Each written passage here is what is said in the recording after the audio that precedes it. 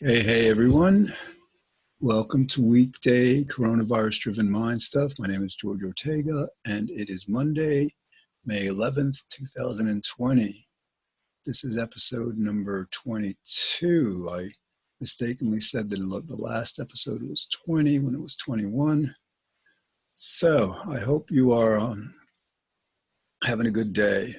I just surveyed the news recently, and Trump apparently has decided that everyone in the White House who's working in the White House on, common areas has to wear a mask, except for him. The guy is like just dangerously deluded, So, I think even Republicans and conservatives are seeing that. But let's move away from that. What's going on? What do I want to talk about? I was just took a walk through town, and right now I don't have all that much to say. I'm looking forward to it's about 6:18 p.m. and so in about 3 hours I'll open up my Zoom room, and I changed the name of it from New York City Zoom online party or something to international, because we're getting people like, we had 3 Canadians on there last night, people from other countries, Australia. So that should be pretty cool. So let's see, what do we talk about? So, interestingly, I listen to podcasts, the New York Times podcast, the Daily, CNN, sometimes NPR, and a lot of them are just like, they're talking about everything but the coronavirus this time, and I don't think that it's not because there aren't things to talk about. I think that that what there is to talk about is, well, let's be honest, it's not all that favorable to the rich. These are corporations, and they tend to have the public interest in mind, but in situations where the public interest conflicts with their corporate goals, then, some of that public service may be compromised. And so, we as people, we as, residents, citizens of the United States, testing one. The mic, I hope this should be working. I was looking at the mic, and I didn't see there's a little green thing supposed to go up every time I say something. I wasn't seeing it. So once I recorded an episode, there was like 20 minutes before I noticed the mic was set to a different setting.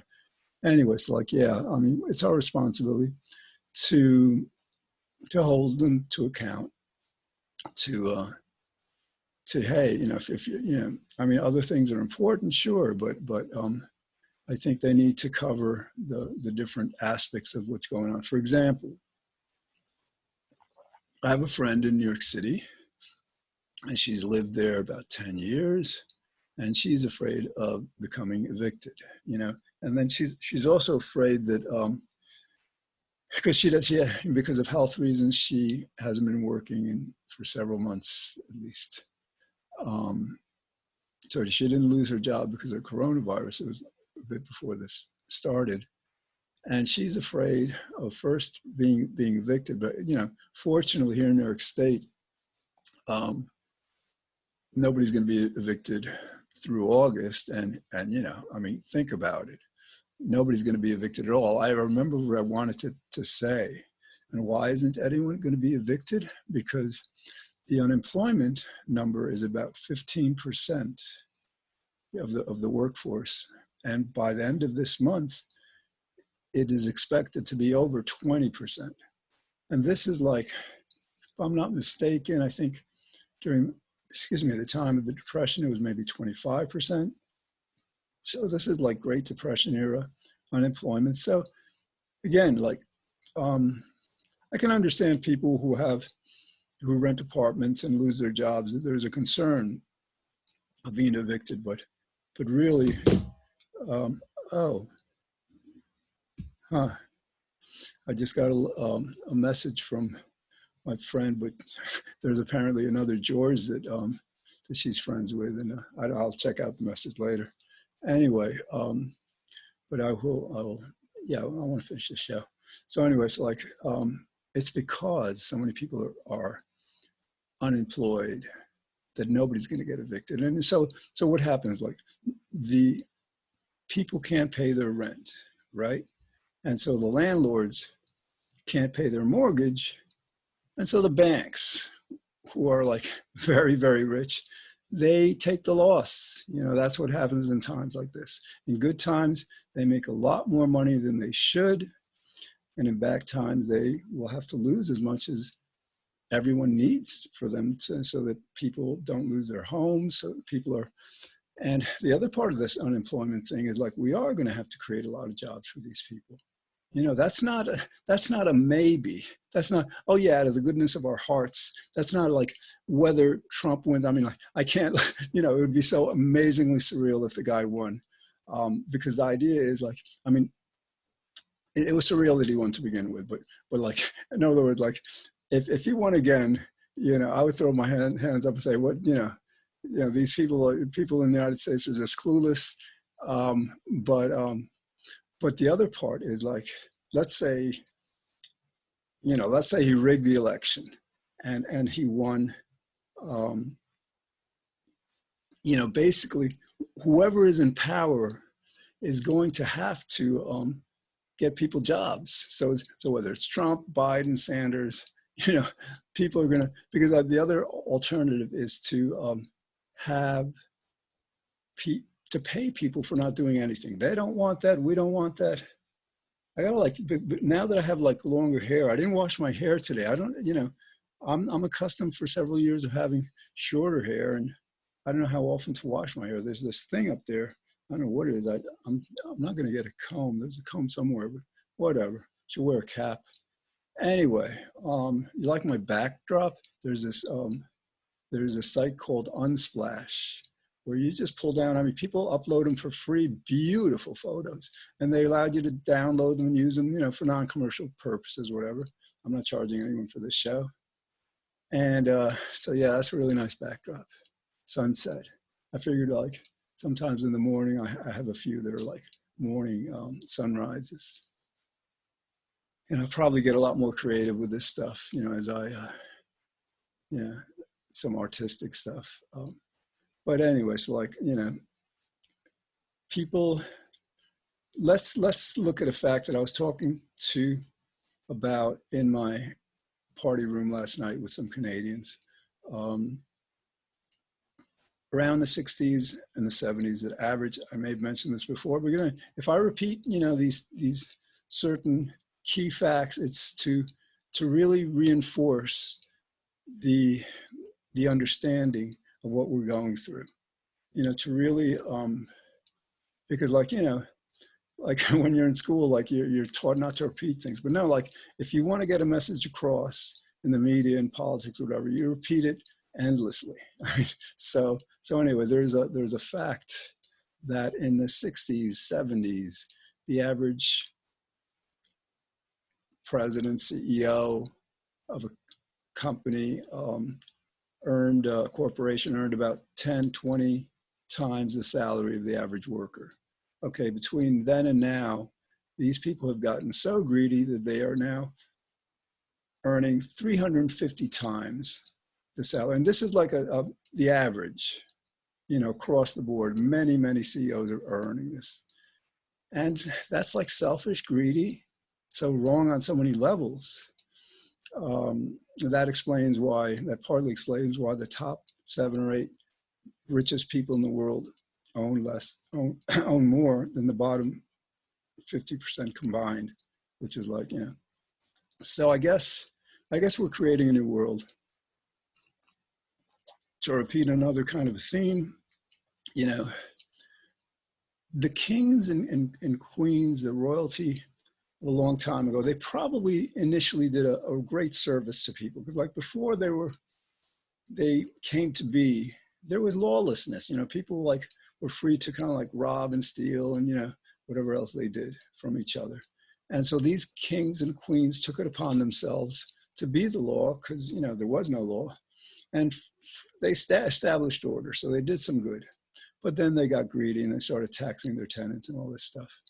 So that they had to be overturned, and that's how we got democracy. We went from, you know, the feudal system to this democratic system we have now.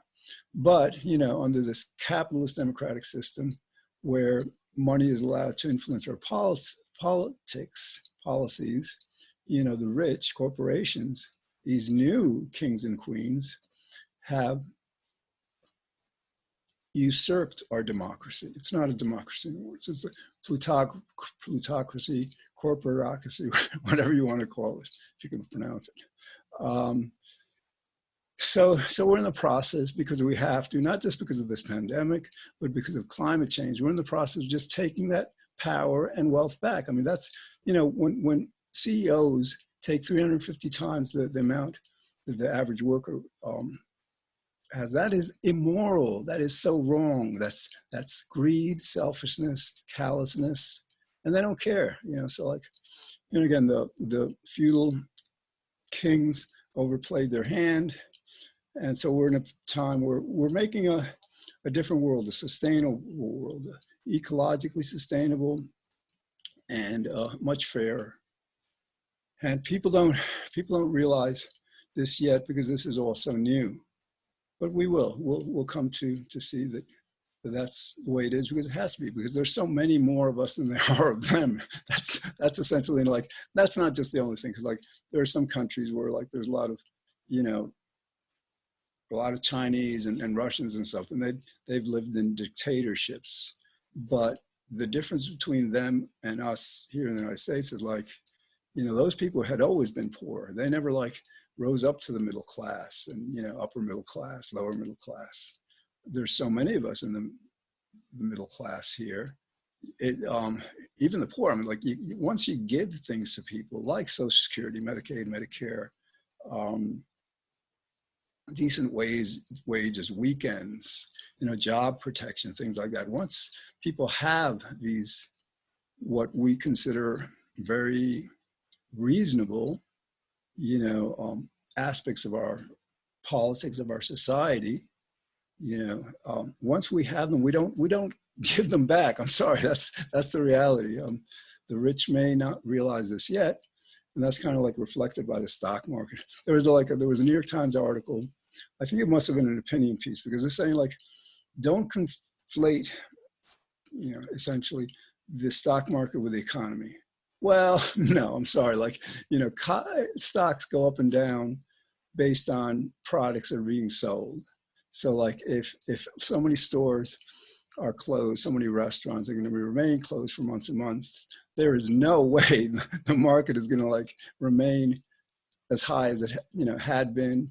And like, so some people are in denial. Some people are like, you know, they think, oh my God, this can't be happening. I can't be losing so much money. So they pump more and more money into the market. Now here's like, I don't know much about this because I really haven't studied economics much, but there is such a thing as short selling. That's when people borrow money to invest in the market, predicting that it's going to go down. So these people are essentially, I guess, and I, you know, don't, you know, I may need to do a bit more research, but basically I think these people see the outcome, see the circumstances we're in, and they're kind of like pulling the market down, you know, so it makes sense. And they're betting in a sense that the market will go down. And I think they're making a lot of money, because then there are other people who, you know, keep putting money into the market. And those, I think, are the people who are going to be losing. I mean, if it's Amazon or one of these, like, you know, major corporations are doing really well, you know, Netflix, that's a different story. For the vast majority of them, no, they're kind of like, they're putting essentially, there's an expression, bad money on bad money or something, I don't know. And they're in denial, just the same crowds in denial about climate change, about, you know, about this pandemic sometimes, I guess. Huh? So yeah, we'll see how that plays out. I've yet to see an informed article, the New York Times, Washington Post, NPR, that talks about what these new jobs are going to be. Because like, again, there's absolutely no way that the government is not going to create a lot of new jobs, because the corporations aren't going to do it. I'm sorry. They just like, they just won't. So basically they won't take that risk, so the government basically creates a jobs program like we did in the Great Depression and puts people to work. And it's going to be interesting, I just go to like infrastructure, climate change, healthcare. Those are the three major, and this clean meat, cultured meat, industry to replace this industry that's creating these pandemics. So these are like four essential industries that really need to be ramped up. Especially climate change, and especially this cultured meat that's going to keep us safe from another pandemic. And it's really curious how you're not seeing anyone, reading anyone talking about this cultured meat yet, because it's our only hope. It's our only hope, and for the politicians and the corporations to ignore it just gives you an idea of the kind of misguided, not all very, very intelligent leadership that runs our world. But the thing with that is that they can't avoid it. They should start addressing it now. I think what they're thinking is, well, it's too early. Let's see what happens. You don't have to have a crystal ball to see what's happening, what's in the near future.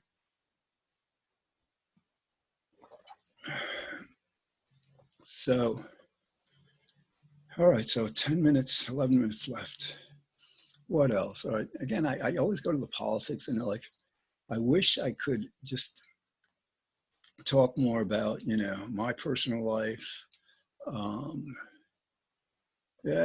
Other stuff. People in town in White Plains are getting the hang of distancing. Few people are like, walking closer than they should.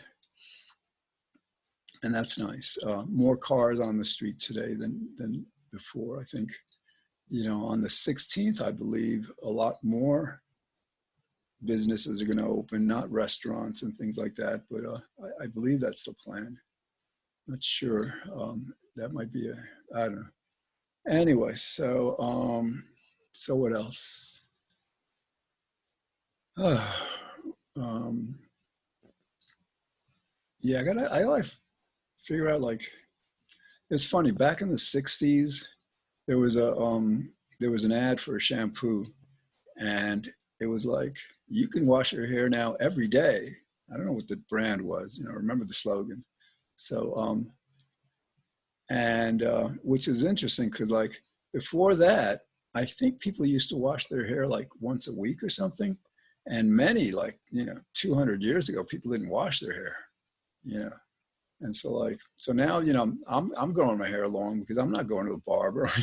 You show me a barber who could like be 6 feet away and cut my hair. Yeah, I don't do that. But, and I'm not going to cut my own hair. I mean, like, I actually like long hair. I mean, like, it's a bit of a pain though, because like, you get out of the shower, and I like to just be able to like get out of the shower and be out of the house in like 5 minutes if I can sometimes. But, I mean, I can use a hair dryer or whatever, but then it becomes, I mean, like, I'm a guy. I don't know what hair is like, supposed to be. So it's all over the place, kind of like in the 80s. And I'm not sure that's the look I want. And so like, I mean, fortunately, I always wear a cap, a baseball cap when I go out. So it's not like it's, but like, so I gotta like, so I'm not going to wash my hair today. I washed it yesterday. I may not take a shower today. I didn't feel like taking a shower or whatever. I got up really early in the morning and walked through town. And it's the most interesting thing. I mean, I don't hear people coughing, but I heard 3 people coughing, and, they were like 20, 30 feet away from me. So I didn't, give it any thought, but it was kind of like an interesting phenomenon. And I've noticed the squirrels generally kind of like they kind of ignore me. You know, generally I'm friendly with them, whatever, say hi, whatever. But recently I've noticed they kind of like have been like scoping me out a bit, whatever, because I don't see too many people. So I, you know, say hi to them and the pigeons and the house sparrows and the starlings. And then there's some pigeons. I'm sitting there. I had bought a pizza at Blaze Pizza. You know, I ordered on my phone, pick it up there, and I'm eating it in the park. You know, there's nobody around me. I'm safe in that way. But then these pigeons, you know, start coming within 6 feet, and I'm trying to tell them, hey, I mean, haven't you guys heard about the law? I mean, don't you read the papers? And if I, you know, so I mean, I'm trying to like, and what it was partly was that somebody had left some like breadcrumbs close to that park bench. So I just like, you know, kind of like with my feet just moved it a bit away. But I think they also just kind of like maybe were curious, like, oh, this, you know, not too many people out. This is a person, see what he's about. Because they were scoping me out. I could see it. They can only see like, you know, I guess they when pigeons look at you or they're looking at me, they're either looking with one eye or the other. It's not like they stare at you like with a dog might or something. I don't know that physiology, whatever. But anyway, so I said hi to him. And what else? What else? About 6 minutes and 36 seconds left in this 22nd episode of this like video journal where I just like talk on and on and on about whatever. I mean, I wish I was funnier, because if I was funnier, then this could be funnier. You know, I mean, like I have no idea who's watching this, but it'd be nice to be funny. What else? What else? What else? I really like that sunset. I don't know who took it, but and it's funny how like, you know, those paintings, it's like they seem to be hanging in the air, and then like to the other side, this is like this curtain stuff, and it's weird how it's just like, you know, it's, yeah, I don't know how to describe it, but it's not all there, whatever. And I've got this rug that somebody made for me that it's too nice to like put on the floor. I was going to put it on the floor, so I hung it up. So I am looking forward to, it's like 6:39. I'm looking forward to my 9 o'clock room. So yeah, I changed the name to like International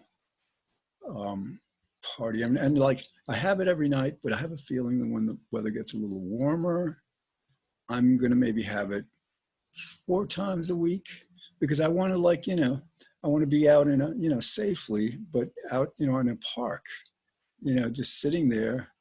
Again, as long as I'm like, and again, I for me, it's not 6 feet is not enough. You know, 10 feet's better, 20 feet's even better. So I position myself so, you know, that's generally possible. But I mean, I don't know. I really enjoy it though. Like every night at 9 o'clock, there's not many of us. There's, you know, like 5, 6 of us, and it dwindles down to 2 or 3. And last night, I think we were on until started at 9 and it ended at 2. And some people, you know, dropped out early. You know, some people came late, but it was fun. It's kind of like a party every night. And no. Actually, last night I did go across the street and got a beer because I was like feeling a little anxious. And I'm not really drinking because I don't drink, and you know, has been calming me. But you know, my constitution is probably better if I just like meditate a lot to be de-stressed. So I want to watch the movie Back to the Future. I just want to because like, yeah. So I gotta catch that. I'm on Amazon Prime, and apparently I think it's free for Prime members. What else? 3 minutes and 40 seconds. Yeah, so people are, you know, worried about losing their apartments, about finding jobs. And again, because bottom line, why can't we evict people? Why won't we evict people? Because if we evict people, then they go out in the streets and they become homeless. And if they become homeless, they're much more of a threat of spreading the pandemic. Simple as that. That's the complete answer to that. That's why nobody's going to be evicted. Anybody tells you otherwise hasn't really considered the seriousness, the importance of that simple fact. Why are people not going to remain unemployed? Because they and we would rather pay them to do something than pay them to not do anything. Again, that's a simple fact. So the idea is like, despite what the pundits say, which so many of them are like corporate bought and owned and all that stuff, despite, and they try to scare you in the newspapers or whatever, when people are like anxious, they sell more. So, so the bottom line with jobs is like, yes, corporations are not going to create jobs programs. People are going to need jobs to pay the rent, to not be out on the street. And so we create jobs. The big question again, I got to like do a search. I got to do a Google search to see if anybody is writing about this, because I'm just very curious about the new kinds of jobs that we can create that probably should have been created. But the status quo was that the corporations in power, like climate change jobs, for one example, but there are probably so many others. And then I was talking to a Canadian guy who seemed to know what he was talking about last night. And he's saying that like within 5 years, a lot of jobs are going to be automated in many industries, artificial intelligence. So that's going to also kind of like reduce the number of jobs. So basically, I had the idea that maybe like people go from like working 8-hour days to 6-hour days, or instead of 5 days a week, 4 days a week. And that would be, so more people are working, the same job, and more people working. So that's an idea. All right. 1 minute and 16 seconds left. I hope you're having a good day. This is like going to be recorded tomorrow on Tuesday or broadcast, cablecast, whatever, 5 o'clock. So like every Monday through Friday at 5 p.m. Eastern Daytime, here on White Plains Community Media, channel 76 if you get Optimum, channel 45 if you get Verizon.